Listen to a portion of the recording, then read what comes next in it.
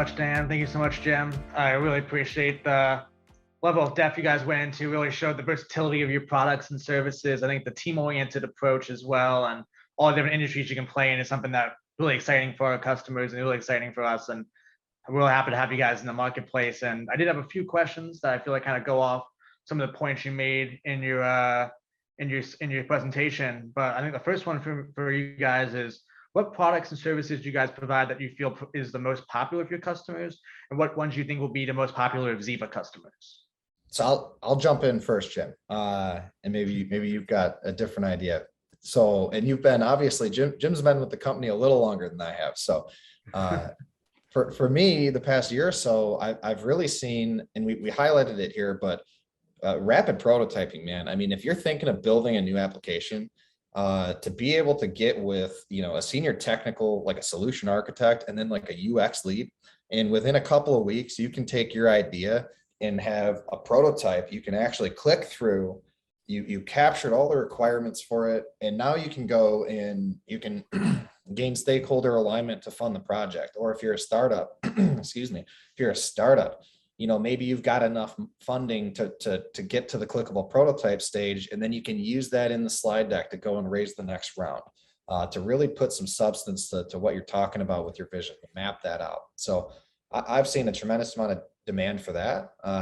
And, manufacturing space, especially, I mean, corporate innovation teams looking to turn what they're building into, SaaS products. It's got to start with getting on the same page about what you're going to build. So that's been one I've seen a lot of in Xeeva clients that are interested in that. I mean, that stuff's really great for us to work through. So, and I'll just add on to that, that step, that visualization, whether it helps you, pitch it, or whether it's the innovation team trying to prove it, that moves a little bit further past rapid prototyping into what's called an MVP, minimal viable product. Taking that first step after these screens or the UI UX and proving out those features. Maybe it's an innovation idea that no one's ever done before in the manufacturing space, something with the connected floor, the smart floor in manufacturing.